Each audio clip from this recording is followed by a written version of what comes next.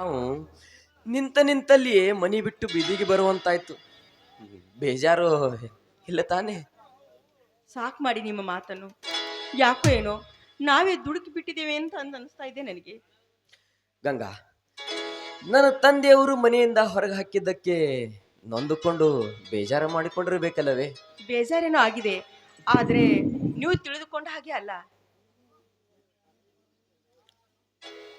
ಅಂದ್ರೆ ನೋಡಿ, ನೀವೊಬ್ಬ ಮಂತ್ರಿ ಮಗ. ಹೀಗಿರುವಾಗ ನೀವು ಇಷ್ಟಪಟ್ಟರೆ ಆದಷ್ಟು ಸಾಲಾಗಿ ಹೆಣ್ಮಕ್ಳು ನಿಂತ್ಕೊಳ್ತಾರೆ. ಅವ್ರನ್ನೆಲ್ಲ ಬಿಟ್ಟು ನನ್ನ ಕೈ ಹಿಡಿದಿರಲ್ಲ, ಅದಕ್ಕೆ ಬೇಜಾರು. ನನ್ನ ಕೈ ಹಿಡಿದು ನಾನು ನಿಮ್ಮ ಬಾಳಿಗೆ ಮುಳುವಾದ್ನಲ್ಲ ಅಂತ ವಿಚಾರ ಮಾಡ್ತಿದ್ದೀನಿ. ಗಂಗಾ, ತಂದೆ ಅಣತೆ ಅಂತೆ ನಡೆದಿದ್ದರೆ ಇಂದು ನೂರಾರು ಪೊಲೀಸ್ ಸ್ಟೇಷನದಲ್ಲಿ ಹೆಸರಿರ್ತಿತ್ತು. 10 ಪತ್ರಿಕೆ ಮುಖಪೃಷ್ಠದಲ್ಲಿಯೇ ನನ್ನ ಭಾವಚಿತ್ರ ಕಾಣುತ್ತಿತ್ತು. ಸಮಾಜದಲ್ಲಿ ಈಗ ನನಗಿರುವ ಸ್ಥಾನಮಾನ ಸಿಗುತ್ತಿರಲಿಲ್ಲ. ಮತ್ತೇನಾದರೂ ಸಂಕುಚಿತ ಭಾವನೆ ಇಲ್ಲ ತಾನೆ? ಚೇಚೆ, ಹಾಗೇನಿಲ್ಲ. ನೋಡಿ, ಹಾವಿನ ಹುತ್ತದಲ್ಲಿ ಇದ್ರೂ ಕೂಡ ನೀವು ಹಾವುಗಳಿಗೆ ಹಾಲು ಕುಡಿಸುವ ಸ್ವಭಾವದವರು. ನೀವು ಕಾರ್ಮಿಕರಿರಲಿ, ನೊಂದೋರಿರಲಿ, ಅವ್ರನ್ನೆಲ್ಲ ನೀವು ತುಂಬ ಚೆನ್ನಾಗಿ ನೋಡ್ಕೊಳ್ತೀರಾ, ಪ್ರೀತಿಯಿಂದ ಮಾತಾಡ್ತೀರಾ. ಏನಂತ ಒಳ್ಳೆ ಸ್ವಭಾವ ನಿಮ್ಮದು. ನಿಮ್ಮ ಮಾತಿಗೆ ಯಾವತ್ತೂ ಸಂಕೋಚ ಪಟ್ಕೊಳ್ತಿಲ್ಲ. ಆದರೂ ಅನುಮಾನ ಬೇಡ ಗಂಗಾ, ಅನುಮಾನ ಬೇಡ. ನಿನ್ನನ್ನು ಹೂವಿನಿಗಿಂತಲೂ ಮೃದುವಾಗಿ ನೋಡಿಕೊಳ್ಳುತ್ತೇನೆ. ಮಂತ್ರಿಯ ಮಗನೆಂದು ಯಾವುದೇ ಕಾರಣಕ್ಕೂ ಕೈ ಬಿಡೋದಿಲ್ಲ, ಆಯ್ತೆ? ಚೇಚೆ, ಹಾಗೇನಿಲ್ಲ. ಆದರೂ ನನ್ನ ಕೈ ಹಿಡಿದು ನೀವು ಬೀದಿಗೆ ಬಂದ್ಬಿಟ್ರಲ್ಲ ಅಂತ ನೋವಾಗ್ತಾ ಇದೆ. ಗಂಗಾ, ಜೀವನದಲ್ಲಿ ಒಮ್ಮೆ ಆದರೆ ಬೀದಿಗೆ ಬಂದ್ರೇನೆ ಜನರ ಕಷ್ಟಗಳು ಅರ್ಥ ಆಗುವುದು, ಒಬ್ಬರನ್ನೊಬ್ಬರು ಅರ್ಥ ಮಾಡಿಕೊಳ್ಳುವುದು. ನೋಡಿ, ನೀವು ನನ್ನ ಕೈ ಹಿಡಿದಿದ್ದಕ್ಕಾಗಿಲ್ವೇ ಖಡಾಖಂಡಿತವಾಗಿ ಆಸ್ತಿಯಲ್ಲಿ ಪಾಲು ಕೊಡುದಿಲ್ಲ ಅಂತ ನಿಮ್ಮ ತಂದೆಯವ್ರಿಗೆ ಹೇಳಿದ್ದು? ಗಂಗಾ, ಅರ್ಥ ಮಾಡಿಕೊಳ್ಳುವ ಮನಸ್ಸು, ಕ್ಷಮಿಸುವ ಗುಣ, ಕೈ ಜೋಡಿಸುವ ಸ್ನೇಹ, ಸಮಾಧಾನ ಮಾಡುವ ನಿನ್ನಂತ ಸಹೃದಯೇ ನನಗೆ ನಿಜವಾದ ಆಸ್ತಿಗಳು.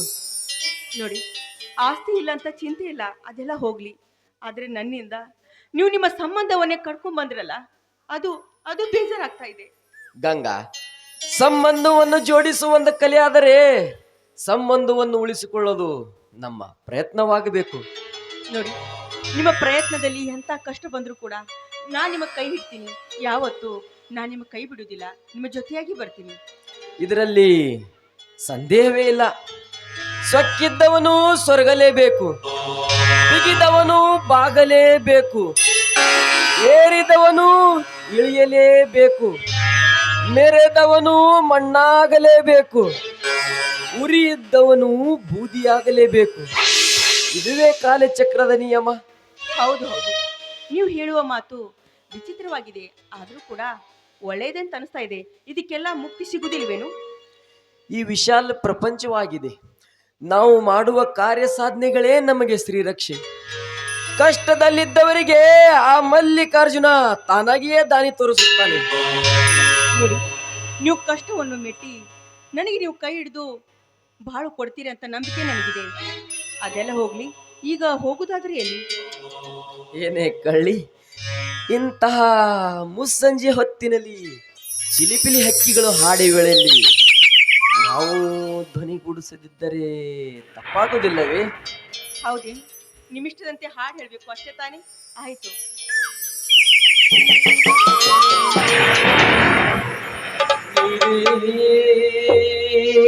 ಜೀವನ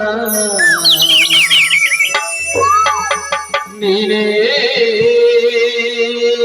ಜೀವನ, ನನಗಾಗಿ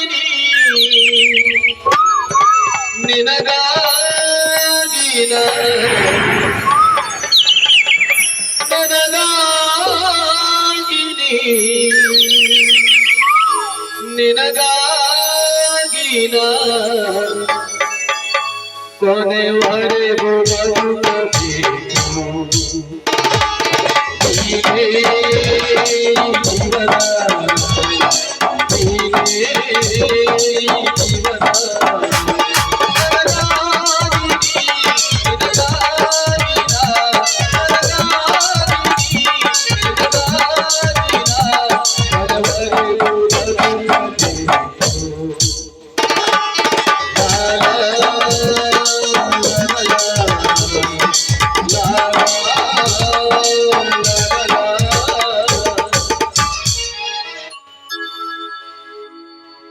ಈಗಲಾದರೂ ತೃಪ್ತಿ ಆಯ್ತೆ ನಿಮಗೆ? ನಡೆಯಿರಿ ಹೋಗೋಣ.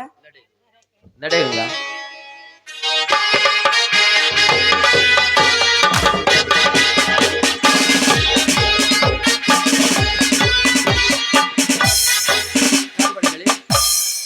ಪೊಲೀಸರು ಬಂಧಿಸಲು ಕಾರಣ? ಚಿಕ್ಕದನಿ, ಇಂಥ ವಿಷಯ ನಡೀತದೆಂದು ನಾನು ಮನಸ್ಸಿನಲ್ಲೂ ಬಯಸಿರಲಿಲ್ಲ. ಕಾರ್ಬರಿಗಳೇ, ಅದು ಯಾವ ಅಪವಾದ ಬಿದ್ದಿದೆ ನಿಮ್ಮ ಮೇಲೆ? ಕಳ್ಳತನದ ಅಪವಾದ. ಇದು ಶುದ್ಧ ಸುಳ್ಳು ಸಾಹೇಬ್ರೆ.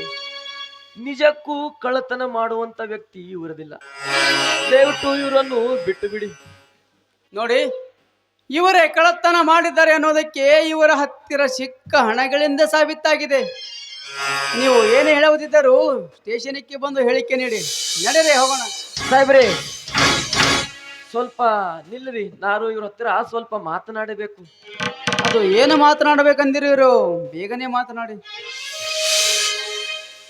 ಕಾರ್ಬಾರಿಗಳೇ, ನೀವು ಕಳ್ಳತನ ಮಾಡಲಿವೆಂದು ನನ್ನ ಮನಸ್ಸು ಸಾರಿ ಸಾರಿ ಹೇಳುತ್ತಿದೆ. ನಿಜ ಹೇಳಿ ಕಾರ್ಬಾರಿಗಳೇ. ನಿಜ, ನಾನು ಕಳ್ಳತನ ಮಾಡಿದ್ದು ನಿಜ. ಅದನಿಕರೇ ನಿಜ. ಇದು ಶುದ್ಧ ಸುಳ್ಳು ಸಾಹೇಬ್ರೆ. ಕಳ್ಳತನ ಮಾಡುವಂತ ವ್ಯಕ್ತಿತ್ವ ಇವರಿಗಿಲ್ಲ. ನಿಮಗೆ ಕೈ ಮುಗಿದು ಕೇಳುತ್ತೇನೆ, ನಿಮ್ಮ ಹಂತದಲ್ಲಿ ಇವರಿಗೆ ಬಿಡಲು ಅವಕಾಶವಿದ್ದರೆ ನಮ್ಮೊಂದಿಗೆ ಕಳಿಸಿಕೊಡಿ. ನಾನು ಆಮೇಲೆ ಲಾಯರ್ನೊಂದಿಗೆ ತಂದು ನಿಮಗೆ ಒಪ್ಪಿಸುತ್ತೇನೆ. ನೋಡಿ, ನೀವು ಇವರ ಮೇಲೆ ಇಟ್ಟಿರೋ ವಿಶ್ವಾಸಕ್ಕೆ ನಾನು ಚಿರಋಣಿ. ಆದರೆ ಇವರು ಅಂಥವ್ರು ಅಲ್ಲ ಅನ್ನೋದು ನನಗೆ ಚೆನ್ನಾಗಿ ಗೊತ್ತು. ದನಿ, ಇವರು ನನ್ನ ಸ್ವಂತ ಸೋದರ ಮಾವ. ಹೀಗಿದ್ದರೂ ನಾನು ನನ್ನ ಕರ್ತವ್ಯ ಮಾಡಲೇಬೇಕು. ಸರಿ, ನಾವಿನ್ನ ಹೊರಡ್ತೇವೆ. ಸ್ವಲ್ಪ ನಿಲ್ರಿ ಸಾಹೇಬ್ರೆ.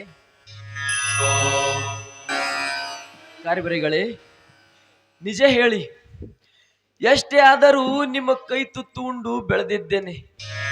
ಈಗಲಾದರೂ ಈ ನಿಮ್ಮ ಚಿಕ್ಕ ದಣಿಯ ಮೇಲೆ ಆಣೆ ಇಟ್ಟು ಸತ್ಯ ಸಂಗತಿ ಹೇಳಿ ಕಾರ್ಬರಿಗಳೇ. ಸತ್ಯ ದನಿ, ಚಿಕ್ಕದೆ, ನೀವಿಟ್ಟ ವಿಶ್ವಾಸ ಪ್ರೀತಿ ನಿಮ್ಮ ತಂದೆ ನನ್ನ ಮೇಲೆ ಇಡಲಿಲ್ಲ. ನಿನ್ನೆ ಮೊನ್ನೆ ಮೇಲೆ ಬಂದು ವಿಶ್ವಾಸ ಬಿಟ್ಟು ನನ್ನನ್ನು ಈ ಸ್ಥಿತಿಗೆ ತಂದಿದ್ದಾರೆ. ದನಿ, ನಿಜಕ್ಕೂ ನಾನು ಕಳ್ಳತನ ಮಾಡಿಲ್ಲ. ದನಿ, ಕಳ್ಳತನ ಮಾಡಿಲ್ಲ. ಸಾಹೇಬ್ರೆ, ನಿಜಕ್ಕೂ ಇವರು ಅಂತವರಲ್ಲ. ದಯವಿಟ್ಟು ಹೇಳ್ತೀನಿ, ಇವರಿಗೆ ಇದ್ದಷ್ಟು ಬೆಲೆ ನನ್ನ ತಂದೆಗಿಲ್ಲ. ಇವರು ಮರ್ಯಾದೆಸ್ತರು. ದಯವಿಟ್ಟು ಹೇಳುತ್ತೇನೆ, ಇವರ ಕೈಗಳಿಗೆ ಇರುವ ಬೇಡಿಯನ್ನು ತೆಗೆದುಕೊಂಡು ಕರ್ಕೊಂಡು ಹೋಗಿ ಸಾಹೇಬ್ರೆ. ತೆಗೆದುಕೊಂಡು ಕರ್ಕೊಂಡು ಹೋಗಿ. ಸರಿ, ತೆಗೆಯುತ್ತೇನೆ. ದನಿ, ನಿಜಕ್ಕೂ ಇತ್ತ ನನ್ನ ಸೋದರಳಿಯ. ಇವನ ಕರ್ತವ್ಯಕ್ಕೆ ನಾನು ಮೆಚ್ಚಿದ್ದೇನೆ. ಅದಲ್ಲದೆ ನನ್ನ ಮಗಳನ್ನು ಇವನಿಗೆ ಕೊಟ್ಟು ಮದುವೆ ಮಾಡಬೇಕೆಂದಿದ್ದೇನೆ. ದನಿ, ನಾವಿನ್ನು ಹೋಗಿ ಬರುತ್ತೇನೆ. ಆಯ್ತು ಕಾರ್ಬಾರಿಗಳೇ, ತಾವಿನ್ನು ಹೋಗಿ ಬನ್ನಿ.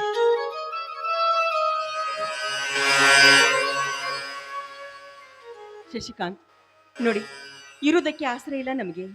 ಎಲ್ಲಿ ಆದರೂ ಸೌದೆಯನ್ನು ನೀವು ಸಂಗ್ರಹ ಮಾಡಿ, ಅದಲ್ಲದೆ ಯಾವುದಾದ್ರೂ ಒಂದು ಸ್ಥಳ ನೋಡಿ ಅಲ್ಲಿ ಕೊಂಪಿ ಹಾಕಿ ಇಟ್ಟು ಬಿಡೋಣ. ಆಯ್ತು ಗಂಗಾ.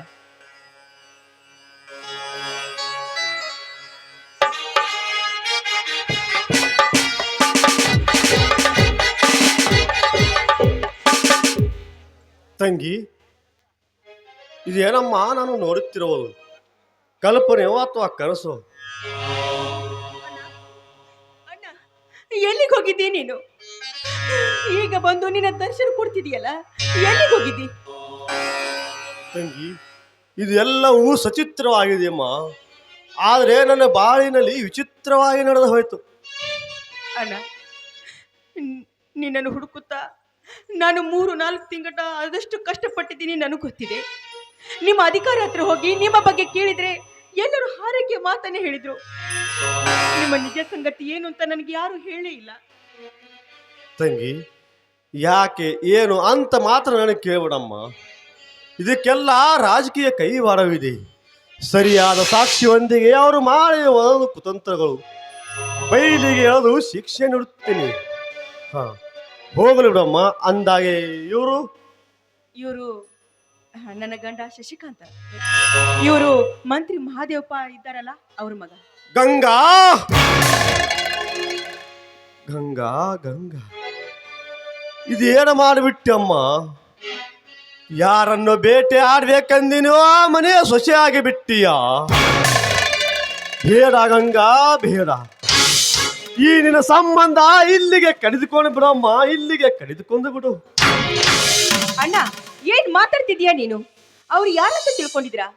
ನನಗೆ ತಾಳಿ ಕಟ್ಟಿದ ದೇವರು, ಆಶ್ರಯ ಇಲ್ಲದಿದ್ದಾಗ ಆಶ್ರಯ ಕೊಟ್ಟವರು. ಅವರು ಧರ್ಮಾತ್ಮರು.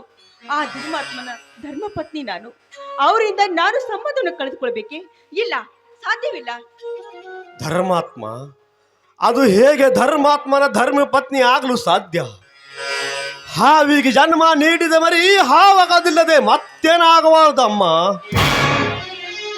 ಅಣ್ಣ, ಕೋಗಿಲೆಯ ಮೊಟ್ಟೆಗೆ ಕಾಗೆ ಕಾವು ಕೊಡ್ತು. ಹಾಗಂತ ಮಾತ್ರಕ್ಕೆ ಎಂದಾದರೂ ಕೋಗಿಲೆ ಕಾಗೆ ಹಾಗೆ ಹಾಡುತ್ತೇನು? ತಂಗಿ, ನನಗೆ ಒಂದವು ಅರ್ಥ ಆಗುತ್ತಿಲ್ಲ. ಈಗ ನನ್ನ ಮೈಯಲ್ಲಿ ಶೇಡಿನ ಪ್ರತಿಕಾರವೇ ತುಂಬಿಕೊಂಡಿದೆ. ಗುಣಶೇಖರ್, ಕಾಲಕ್ಕೆ ತಕ್ಕಂತೆ ನಾವು ಬದುಕಲೇಬೇಕು. ನಿಮ್ಮ ಕರ್ತವ್ಯಕ್ಕೆಂದು ಅಡ್ಡಿಪಡಿಸುವುದಿಲ್ಲ. ಆದರೆ ನಮ್ಮಿಬ್ಬರನ್ನು ಬೇರೆ ಪಡಿಸುವ ಪ್ರಯತ್ನ ಮಾತ್ರ ಮಾಡಬೇಡಿ. ವಾರೆ ವಾ, ಮೆಚ್ಚಬೇಕಾಗಿದೆ ನಿಮ್ಮ ಮಾತು. ಇನ್ಸ್ಪೆಕ್ಟರ್ ತಂಗಿಯನ್ನು ಮದುವೆ ಆಗೋ ನನ್ನ ಮಾರ್ಗವನ್ನೇ ಸರಳಾಗುತ್ತದೆ ಎಂದು ನಿಮ್ಮ ತಂದೆಯ ಪ್ರಯತ್ನದಿಂದಲ್ಲವೇ ನೀನು ನನ್ನ ತಂಗಿಯನ್ನು ಮದುವೆ ಆಗಿದ್ದು. ದಯವಿಟ್ಟು ಹೇಳ್ತೀನಿ, ಅನಾವಶ್ಯಕವಾಗಿ ಕಲ್ಪಿಸಿ ಏನೇನು ಮಾತನಾಡಬೇಡಿ. ನಾನು ಆ ಜಾತಿಗೆ ಸೇರಿದವನಲ್ಲ. ಸೂಳಿಗೆ ಹುಟ್ಟಿದ ಮಗ ಸೂಳಿಯ ಮಗನಲ್ಲದೆ ಸತಿಯ ಸಾವಿತ್ರಿ ಮಗನೆಂದು ಕರೆಯಲು ಸಾಧ್ಯವೇ? ಗುಣಶೇಖರ್, ಈ ಮಾತನ್ನು ನೀವಾಡುವ ಬದಲೇ ಬೇರೆ ಯಾರಾದರೂ ಮಾತನಾಡಿದ್ದರೆ ಅವರ ನಾಲಿಗೆ ಕತ್ತರಿಸಿ ನಾಯಿನರಿಗೆ ಹಾಕುತ್ತಿದ್ದೆ. ಏನ್ ಮಾಡ್ತಿದ್ದೀರಾ? ಯಾಕಿಂತ ನಿಮ್ಮ ವರ್ತನೆ? ಅಣ್ಣ, ನೀನು ತಪ್ಪಾಗಿ ತಿಳ್ಕೊಂಡಿದೀಯಾ. ಅವರು ನಿಜವಾಗಿಯೂ ದೇವಮಾನವರು.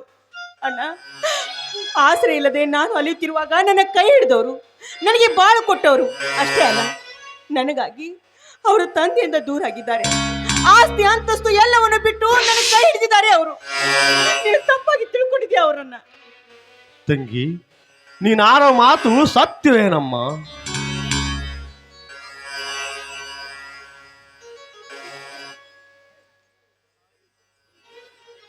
ಗಂಗಾ, ನಮ್ಮ ತಾಪತ್ರಯ ಬೇರೆಯವ್ರ ಮುಂದೆ ಹೇಳಿಕೊಳ್ಳೋದು ನನಗೆ ಇಷ್ಟವಾಗಿಲ್ಲ. ನಡೆ ಹೋಗೋಣ. ನೋಡಿ, ದಯವಿಟ್ಟು ತಾವು ಎಲ್ಲಿ ಹೋಗಬೇಡಿ. ನನಗಾದರೂ ಯಾರಿದ್ದಾರೆ? ನನ್ನ ಹತ್ತಿರವೇ ಇರೋರಂತೆ. ನಡೆಯರೆ, ಮನೆಗೆ ಹೋಗೋಣ. ಹೌದು ರೀ, ಅಣ್ಣ ಹೇಳುವ ಮಾತು ನಿಜವಿದೆ. ನಮ್ಗೆ ಇರುವುದಕ್ಕೆ ಸ್ಥಳವಿಲ್ಲ. ಸ್ವಲ್ಪ ದಿವಸ ಅಣ್ಣನ ಮನೆಗಿದ್ರೆ ಆಯ್ತು, ಆಮೇಲೆ ಹೋಗೋಣ. ತಂಗಿ, ಅಂದಾಗೆ ನಿನ್ನ ಗಂಡನ ಹೆಸರು ಒಳ್ಳೆ ಒಗಟಾಕಿ ಹೇಳಮ್ಮ. ಹೇಳ್ತೀನಣ್ಣ. ಕೇಳುವುದಕ್ಕೆ ಕತೆ ಚಂದ, ಹೇಳಲು ಹೆಸರು ಚಂದ. ಕೇಳುವುದಕ್ಕೆ ಕತೆ ಚಂದ, ಹೇಳುವುದಕ್ಕೆ ಹೆಸರು ಚಂದ. ನನ್ನವರು ನನಗೆ ಚಂದ. ಶಶಿಕಾಂತ್. ಗುಣಶೇಖರ್, ನನ್ನನ್ನು ನಿಮ್ಮಲ್ಲಿ ವಿನಂತಿ. ಹೇಳಿ ಶಶಿಕಾಂತ್, ವಿನಂತಿ ಮಾತೇ ಇಲ್ಲ. ಕರ್ತವ್ಯ ಒಂದು ತಿಳಿದು ಮಾಡುತ್ತೇನೆ. ನಮ್ಮ ತಂದೆಯವರು ನಿರಪರಾಧಿಯಾದ ನಮ್ಮ ಮನೆ ಕಾರ್ಬಾರಿಯನ್ನು ಕಳ್ಳತನದ ಅಪದ ಹೊರಿಸಿ ಪೊಲೀಸ್ ಸ್ಟೇಷನ್ಗೆ ಕರ್ಕೊಂಡು ಹೋಗಿದ್ದಾರೆ. ದಯವಿಟ್ಟು ಹೇಳ್ತೀನಿ, ಅವರನ್ನು ಬಿಡುಗಡೆಗೊಳಿಸಿ. ಅಷ್ಟೇ ತಾನೇ? ಒಂದು ವಿಟ್ನೆಸ್ ಹಾಕಿದರೆ ಸಾಕು. ನನ್ನ ಪ್ರೀತಿಯ ತಂಗಿಗೆ ಒಳ್ಳೆ ಭಾವನೆ ಸಿಕ್ಕಿದ ನಂದ ಮೇಲೆ ಇದೇ ಸಂತೋಷಕ್ಕೆ ನಾವೆಲ್ಲ ಕೂಡಿ ಹಾಡಿ ಮನೆಗೆ ಹೋಗೋಣ.